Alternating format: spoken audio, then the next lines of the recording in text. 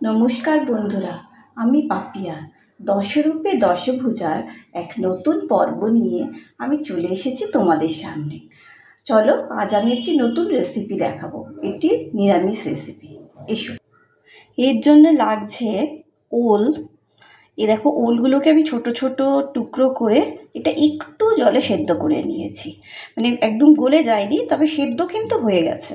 নরম নরম একটু হয়েছে, পুরো নরম হয়নি। এটাকে সেদ্ধ করে নিতে হবে। এবার লাগছে, এটা হচ্ছে পোস্ত আর নারকেল আর কাঁচা লঙ্কা, এই তিনটে জিনিস মিলিয়ে পেস্ট করে নিয়েছি। আর লাগছে নুন, লাগছে সর্ষে বাটা। আমি এটাতে একটু হলুদ দিয়ে দিয়েছি, কারণ বাটার সময় হলুদ না দিলে কি হয়, অনেক সময় তো একটু লাগে, ওই জন্যে। লাগছে চিনি, আদা বাটা, একটা গোটা কাঁচা লঙ্কা, আর লাগছে হলুদ, আর লাগবে সর্ষের তেল। আমি এটাকে সর্ষের তেলেই করব। চলো তোমাদের দেখাই। এই যে ওলটা ছিল সেদ্ধ করা, এর মধ্যে আমি প্রথমে সর্ষেটা ঢেলে দিলাম।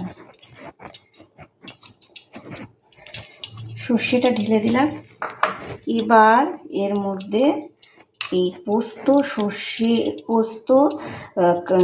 নারকেল আর লঙ্কা, এইটা যে পেস্ট করা ছিল এটাও দিয়ে দিলাম। তার মধ্যে একটুখানি আদা বাটা দিয়ে দিলাম, আর অল্প একটু নুন, একদম সামান্য চিনি, একটু হলুদ গুঁড়ো, এইগুলো দিয়ে ভালো করে মেখে নেব।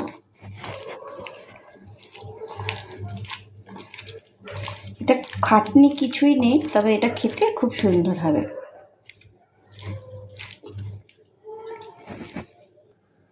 এবার এটা মেখে নেওয়া হয়েছে। এবার এর মধ্যে আমি সর্ষের তেল কিছুটা দিয়ে দেব। সর্ষের তেল দিয়ে এটাকে মেখে নেব, ভালো করে মেখে নিলাম। তারপর কি করব, দেখো একটি টিফিন বক্স নিচ্ছি।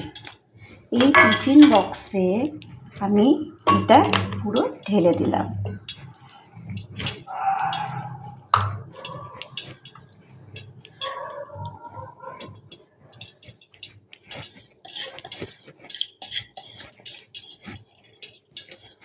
জল কিন্তু একদম দেবে না, এটা এরকমই শুকনো শুকনোই থাকবে। আর এর ওপরে একটা কাঁচা লঙ্কা দিয়ে দিলাম, আর এটার ওপরে আর একটু কাঁচা তেল দিয়ে দিচ্ছি। এবারে টিফিন বক্সটাকে আমি ভালো করে বন্ধ করে নেব।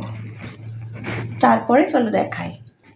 দেখো, আমি গ্যাস জ্বালিয়ে নিয়েছি, একটা কড়াই বসিয়ে নিয়েছি। এবার কড়াইয়ে জল দিয়ে দেব।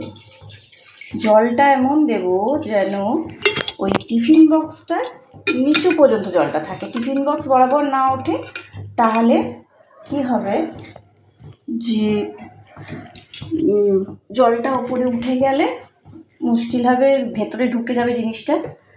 আচ্ছা, এটা জলে বসিয়ে দিলাম। এইবার ওপরে আমি একটা চাপা দিয়ে দেব, দিয়ে মিনিট 20 মতো এটা রেখে দেবো। চলো তারপরে দেখাচ্ছি কি করতে হবে। এই দেখো, আমার ওল ভাপা তৈরি হয়ে গেছে। এবার শুধু গরম গরম ভাতে নিয়ে বসে থাকার অপেক্ষা। তো বানিয়ে দেখো, ভালো লাগবে। কারণ আমরা তো সাধারণত ওলের নারকেল দিয়ে বা চিংড়ি মাছ দিয়ে ওলের ডালনা করি, নাহলে সেদ্ধ করি। এটা খেয়ে দেখো, ভালো লাগবে।